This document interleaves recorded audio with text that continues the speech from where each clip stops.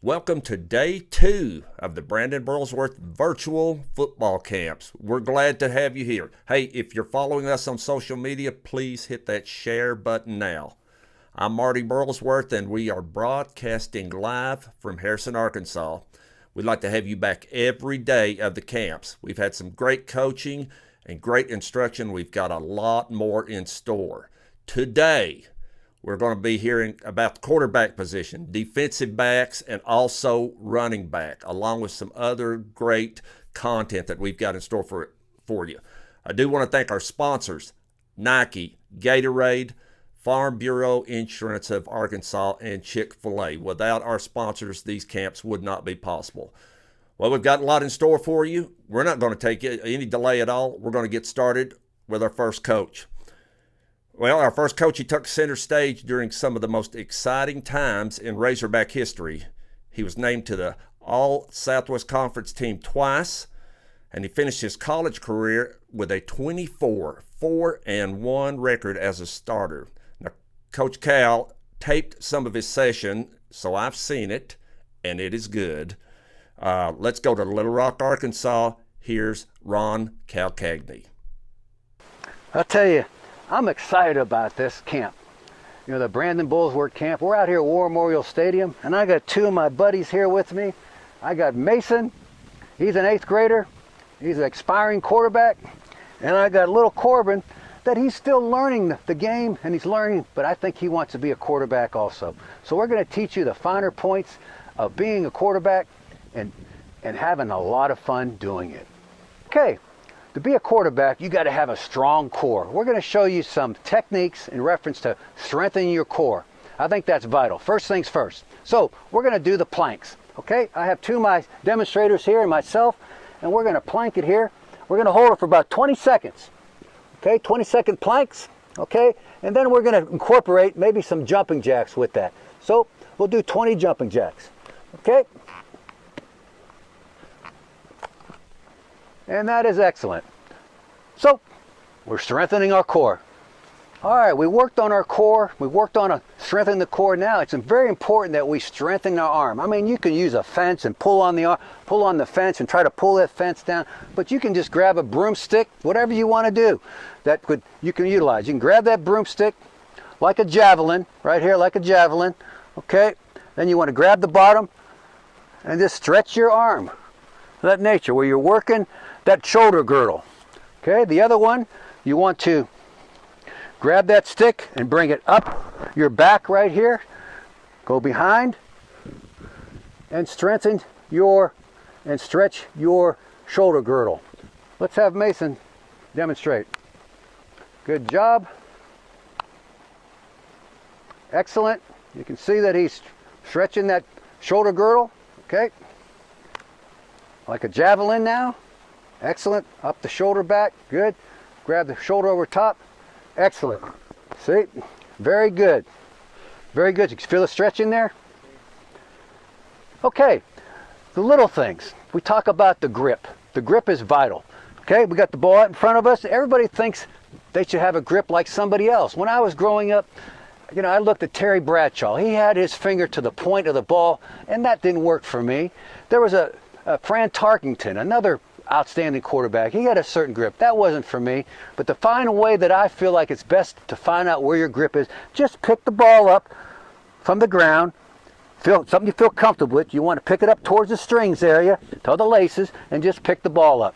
Okay, the next is the lock. We locked we locked it in there.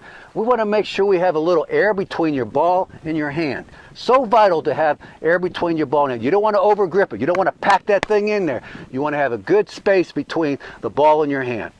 Okay, so we're locked. Now we're going to load. We're going to load from the load position. Okay, it's right at your apex area, right in by your pecs right here. Okay, and you have your ball up. Your nose up, nose is up. That is the loaded position, locked and loaded. And then when you throw a football, you want to have your elbow parallel and higher, and of course your ball is up. Okay, those are fine points in reference to throwing a football and the little things. You're under the center or you're in the shotgun and you're going to take your one step. We're going to work on the one step. The most important step is the first step, gaining depth. gaining depth away from the line of scrimmage or gaining depth from the shotgun or pistol. So you've got your stance ready to go, whether you're in the gun or pistol or under the center. We're going to take the first step and we're going to hold, and we're going to reach back. We're going to go in at 180, a straight line back. Ready and go, and hold. Your head and eyes are there. You're locked, loaded, and ready to go. Okay, we're going to talk about our balance. Our balance when we're back and set and ready, locked and loaded, okay? Picture 100% of your weight. 100%, okay? You got your 100%. Right now, you're sitting at 100% on each leg, okay? Now, when you're ready to load it and locked, you got your 80% of your weight on your back foot, and you got 20 on your front foot, okay? So you're going to transfer your weight. We just did the core exercise, okay? And we take our first step. What do? We lead with our core, our belly button, the ball's high, ready, and we're going to transfer that 80% to 20, which brings us 100%. So that's called the follow through. We want to talk in reference to the little things again. Alignment, stance, keys, responsibility. Okay, in your stance, in your alignment, you want to have your feet parallel, little shoulder width apart, okay? If you're a right-handed quarterback, you want to have your left foot back, you toe to instep right there, vice versa if you're lefty. You can see Corbin is a lefty, vice versa. Toe to instep, nice balanced stance, bending the ankle, knees, and hips. The 3 B's, remember that, 3 B's, bending ankles, knees, and hips. Eyes straight downfield. You want to bend. If you're taking the snap from the quarterback, from the center, you want to be underneath the center. Now, again, the new age, a lot of people are doing shotgun, pistol, and they'll be, the stance is exactly the same. 3 B's, bending the ankle, knees, and hip, and you'll catch the ball. Okay, we went our alignment, our stance, our keys. Now it's our responsibilities. The responsibility on this is a one-step throw. Okay, he's going to work towards our left, towards our bench, and he's going to take one step back and deliver the ball to me on my outside shoulder. He's going to work, get his depth, he'll get his depth on his first step, and he'll deliver the ball to me. Accuracy is the key in being a successful quarterback. You saw this past season with Burrows for LSU, Heisman Trophy winner, Davey O'Brien Award winning quarterbacks. I had an opportunity to coach 2 of those types of players, a Heisman Trophy winner and a Davey O'Brien Award winner. And it takes the little things. If you want to be good, you got to take care and be accurate. So let's look at it. Okay, Mason, one step and throw. Ready? Good job.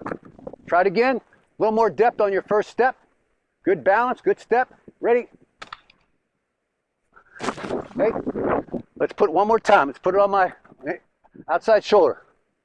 Put it on my outside shoulder now. One step. Make sure you got your power center right down the avenue. And follow through.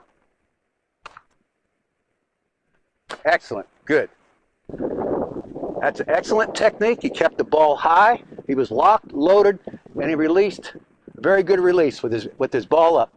Outstanding job. We had a great time at War Memorial Stadium. Now it's a time to reflect on the things that we did and what we learned from our skills and drills. You know, Brandon, what a wonderful person he was, what an encourager he was, what a great teammate he was. As a quarterback, you have to be just like Brandon. You've got to do the little things that make you great. And Brandon sure did do that. But we really enjoyed our time. We learned a lot about quarterbacking, and I'm just so excited to be a part of the Brandon Burlsworth football camp.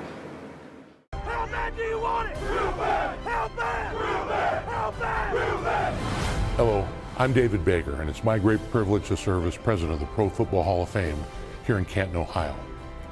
The story of Brandon Burlsworth's journey from a walk-on at Arkansas to the NFL just before his untimely death is now a movie called Greater. The movie premiered right here at the Pro Football Hall of Fame. It's a story and a message of inspiration, which is exactly what we stand for here at the Hall. Commitment, integrity, courage, respect, and excellence. For us, and we believe for you, it is a Hall of Fame movie. I hope you and your family will see Greater soon. We're broadcasting out of Harrison, Arkansas, but we know we've got campers out there many places. We've got just a brief list here. Some watching right now from in Arkansas: Benton, Mountain View, Corning, Little Rock, right here in Harrison. Viewers are tuned in. Also, we have some viewers in, I think it's Arvada, Colorado, Heath, Ohio, Wheaton, Illinois, and Neosho, Missouri, and the list goes. Yeah, that's just part right there. So that's great. Love to have viewers in from all over the country, have our campers get some of this great instruction. All right now it's coming to one of my favorite parts of the program, and this is where we've got our speaker. This is our break that we traditionally have at our traditional Brandon Burlsworth football camps. And our speaker today does a tremendous job. He is just, I love it when he is able to speak at our camps because he really does a great job and always has a great message. So I'm going to turn it over in Springdale, Arkansas right now to Jason Allen. Welcome, campers, to the Brandon Burlsworth football camp. My name is Jason Allen, former quarterback at the University of Arkansas in the early 90s. I had a chance when I was a senior to play with Brandon Burlsworth when he was a freshman. So I saw him come into the program, and boy, did I enjoy watching him progress and see all that he accomplished. Every December, they have an award for college football, great players and great seasons they've had. And one of the distinct awards I really enjoy watching now to see who wins is the Burlsworth Award. What a great motivation and inspiration to see the stories of many like Brandon who came in as walk-ons and fought through the adversity and overcame and achieved greatness in their careers. And it's just a great opportunity to also reflect on Brandon's life, and it's so inspiring.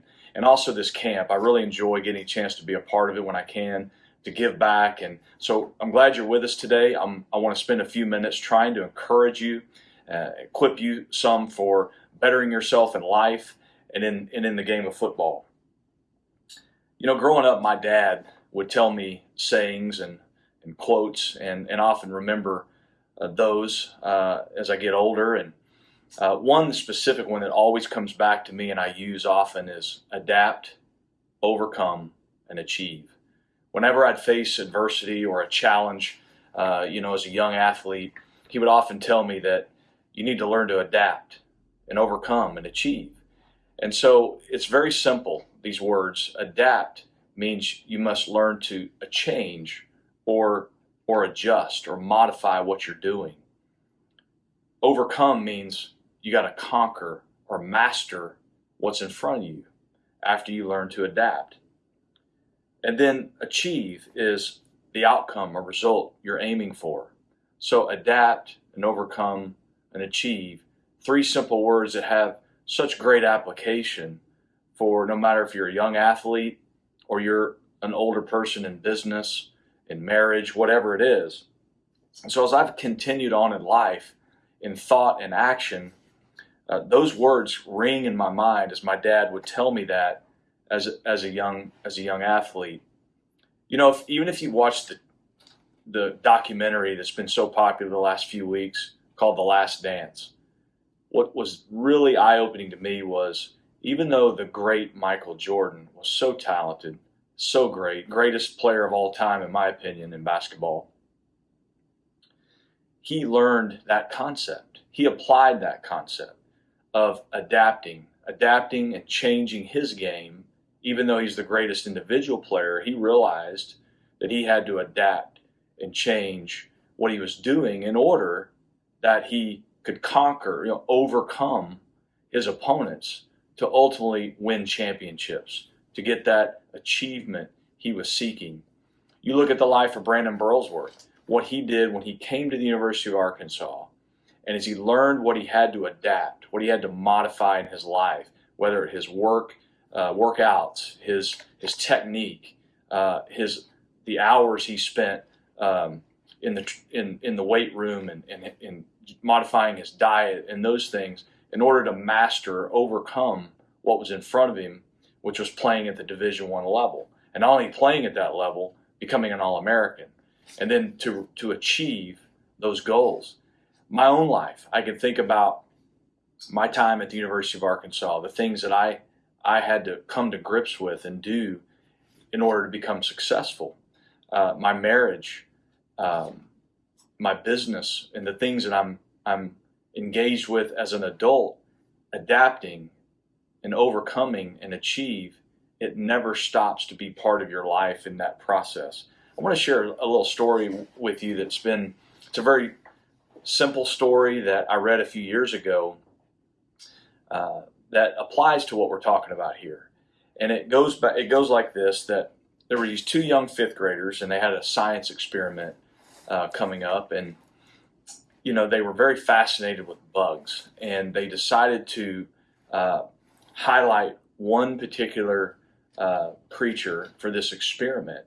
They had studied the metamorphosis process of a caterpillar becoming a butterfly. By the way, if you've never seen that, you can Google that and watch that. It's really, really interesting, really cool, really amazing process.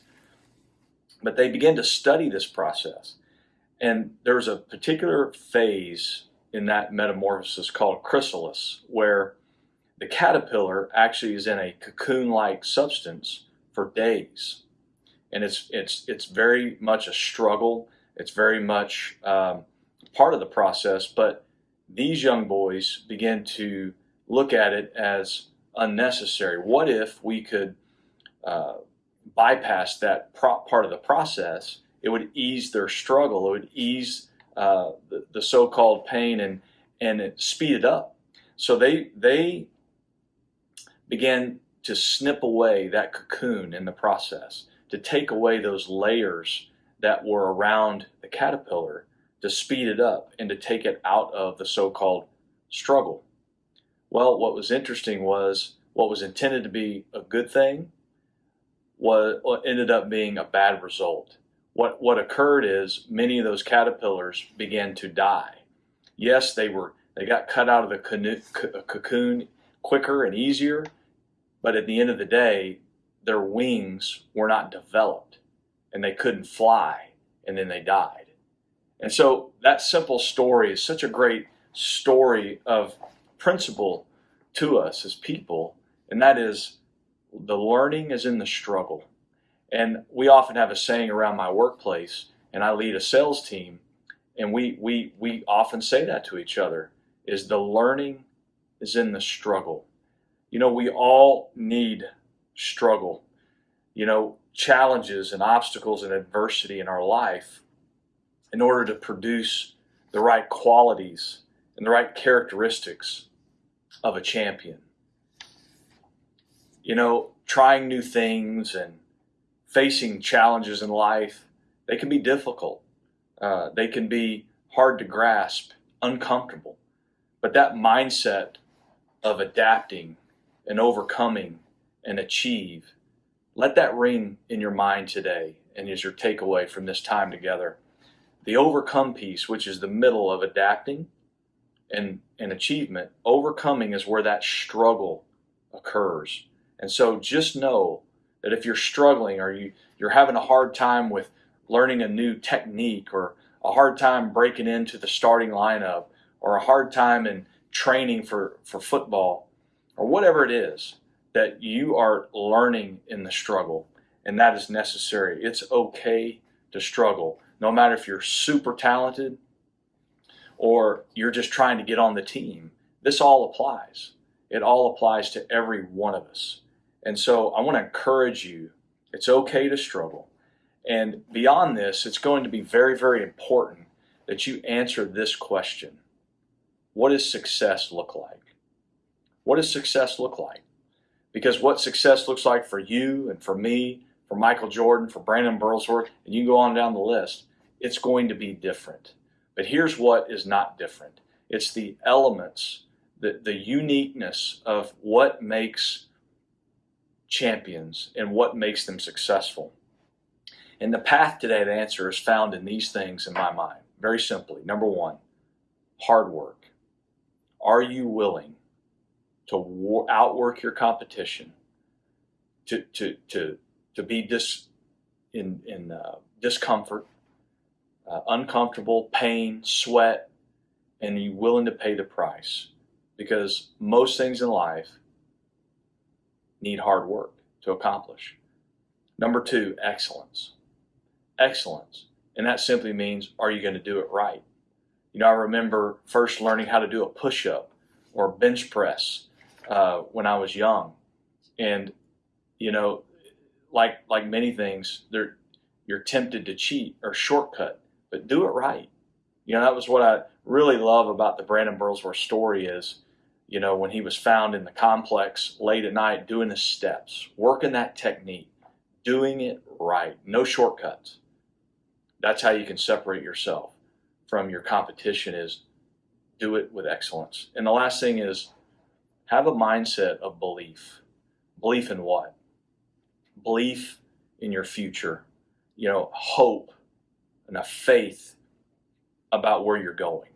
And that's a positive choice. The world is filled with negative influences. It's easy to be negative and to go along with the crowd. It takes a champion, it takes someone of intentionality and toughness to make a positive choice about their future. Have a belief, hard work, excellence, and belief. So just like Brandon Burlsworth did, I'm going to encourage you to go write your story. Go write your story. And along the way, be willing to adapt, overcome, and achieve. Because while you're overcoming, you're actually learning in the struggle. I hope you have a great camp. I hope you take this time that we spent together and use it for good. God bless you. Thank you. Thank you, Jason. What a great message. All right, campers, it's time to move on to defensive back play, and we've got two great coaches lined up for you. I will give you a word of warning that we are having a little difficulty with our video stream signal. I think it will clear up, so if you'll bear with us, but these guys are going to do a great job coaching you here. They were not only great players on the field, but great in the classroom and worked hard in the classroom as well. And that is equally, if not more, important. So we all need to remember that. So now let's send it over to Northwest Arkansas for Dahrron Moss and DeAndre Berry. Hello, welcome everybody. My name is Dahrron Moss, and I'll be going over defensive back drills for you today for the Brandon Burlsworth camp. We're going to be going over a couple of drills. There are two things that a defensive back needs to know, and that's how to backpedal, how to shuffle. And with those two things, there are various drills that you can do to work on your craft. So the first drill that we're going to do is the backpedal drill. Then we're going to move to the shuffle drill. And then after that, we're going to do a couple of more drills for you as a defensive back, whether you play safety or a corner. Again, the first drill we're going to do is the backpedal drill. As you can see, you can either have your foot square or one slightly behind the other. The purpose of this drill is to have a good low back, to be relaxed. When you backpedal, you want your feet to scrape against the ground. You don't want to backpedal with your heels so you fall. Me and my son are going to demonstrate what that looks like, and then two other people will do it as well. So just a relaxed stance and go, just nice and smooth. All right, you guys go. So the second drill that we're going to teach is the shuffle drill. It's pretty similar to the backpedal drill. Obviously, you're going to be turned when you shuffle. And as you get older, you'll learn that this is used for zone coverage. It could also disguise man coverage. Same concept. You don't want to click your feet together. You want to keep your feet apart. Again, same concept. Good low back, nice and relaxed, and just skate your feet across the ground. Okay? We'll now demonstrate the shuffle drill. Go.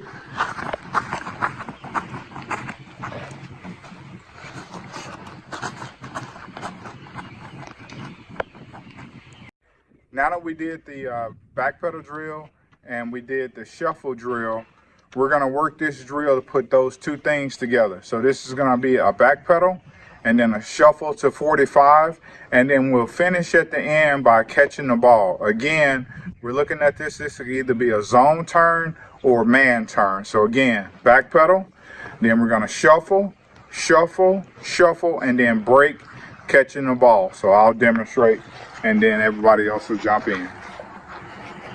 Nice smooth backpedal, shuffle, shuffle, shuffle, and then break on the ball. Okay, go ahead, Jay. Go.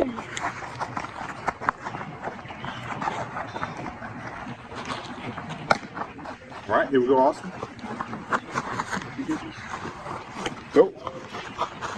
Yep.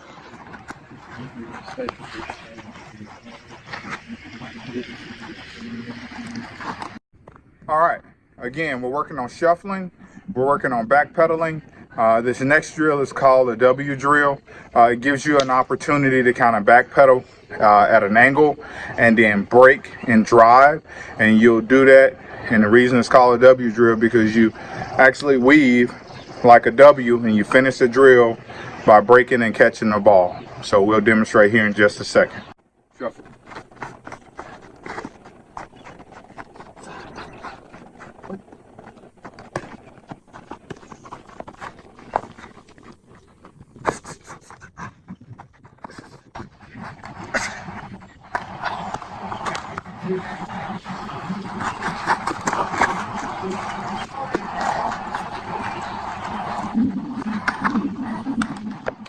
Hey guys, first drill we're going to start out with is a high knee.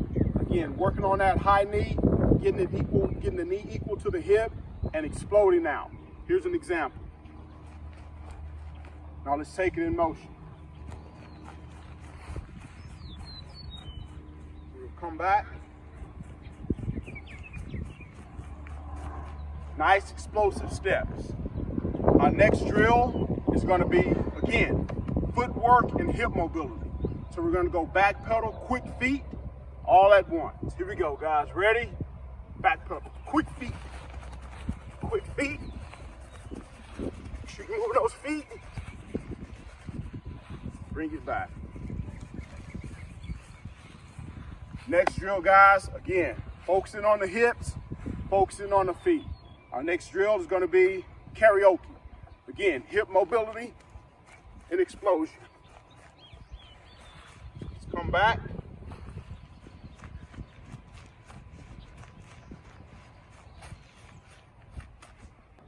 This next drill, guys, we're going to combine quick feet in with back pedal and driving through. It's called a W drill. Here's the first example. We're going to go in and out, drive down, back pedal, drive down, back pedal. Here we go.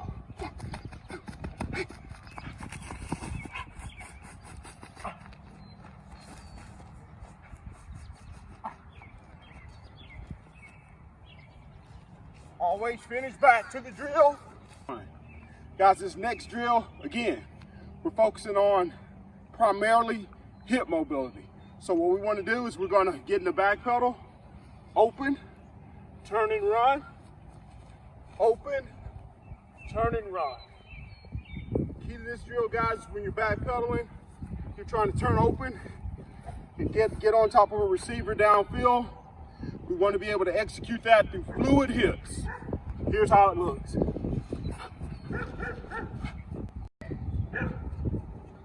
Finish through.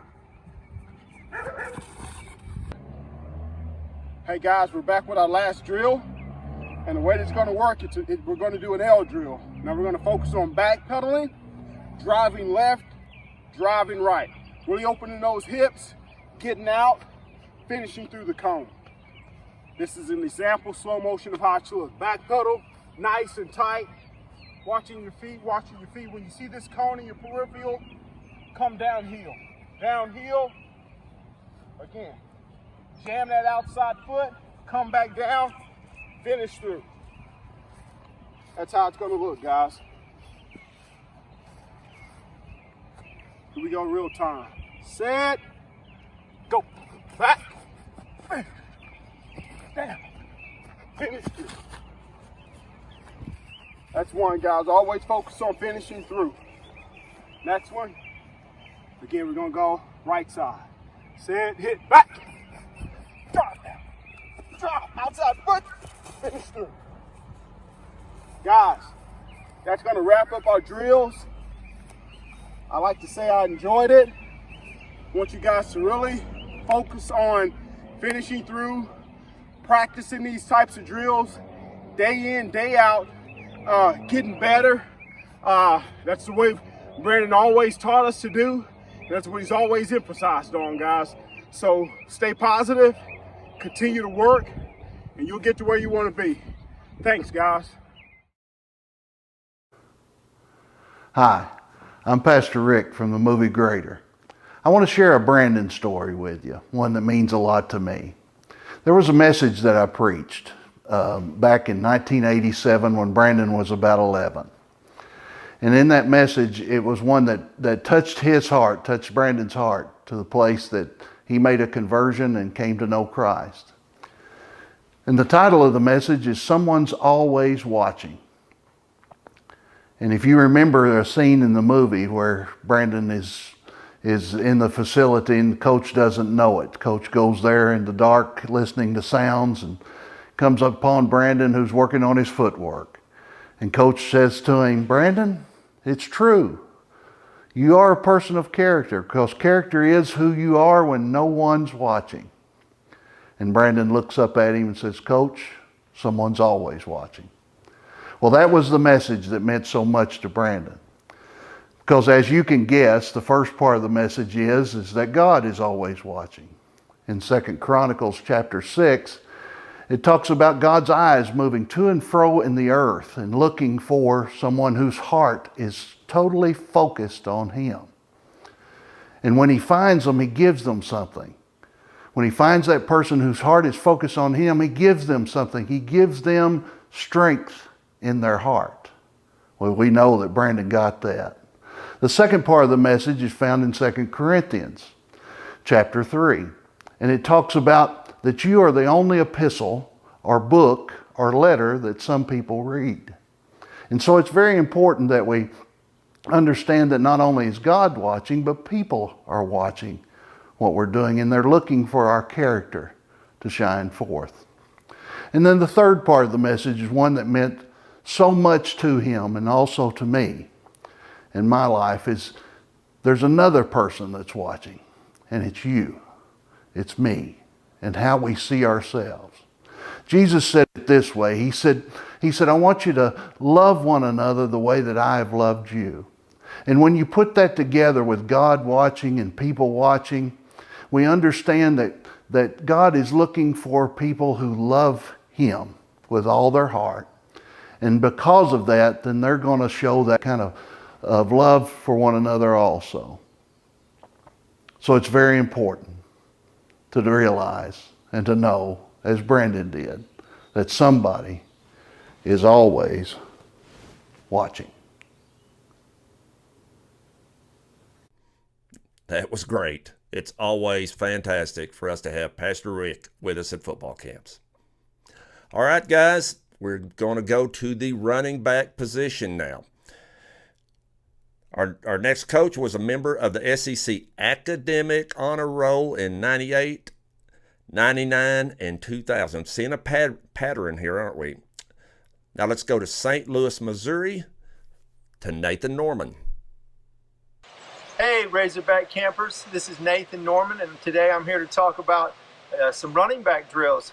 Now, I'm going to teach you these simple, basic drills that you can do anywhere, at any time, hopefully without not a lot of equipment. And if you do these consistently and with a good attitude and with great effort, it will help you improve to be a great running back. So let's get started. First of all, I'd like to introduce my two helpers with me today. I've got my two sons, and we have Noah and Owen. Both of the boys are going to be walking us through these drills, and I will do the same. So let's get started. The first thing we're going to do is teach you how to properly hold on to a football. The most important thing when you're a football player is the ball. And if you're fortunate enough to get to carry the football, then we have to take care of it. First thing is there's 5 points of pressure when you get to carry the football. 5 points of pressure. First is your hand, so you can put your hand firmly on the ball. Next, you're going to put the ball against your forearm. So that's number 2. Number 3 would be your bicep. Number 4 would be your rib cage. And the last one would be a good firm claw grip. You can say eagle claw or just a claw over the tip of the ball with 2 fingers. And you're going to firmly press the ball into your chest. We call this position the high and tight position. and we want the ball to stay here as much and as frequently as possible. Sometimes when you're running through traffic or trying to make a move, the ball might get away from your body, but we want to eliminate that as much as possible. Keep it high and tight, squeeze the ball into our body as much as possible. So that was 5 points of pressure on the ball.